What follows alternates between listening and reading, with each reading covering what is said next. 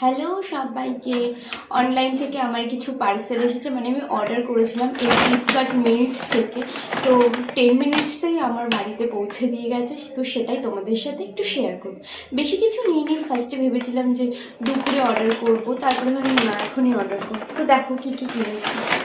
এই দেখো, এই অনিয়ন এখানে 600 থেকে 700 গ্রাম মতো আছে। আর এই একটা কোলগেট, দাঁড়াও এটা তোমাদের ওপেন করে দেখাচ্ছি। এটা আমি ওপেন করেছিলাম। এই দেখো, এই প্যাকেজিংটা নিউ, আগেরটা অন্যরকম ছিল, এটা নিউ।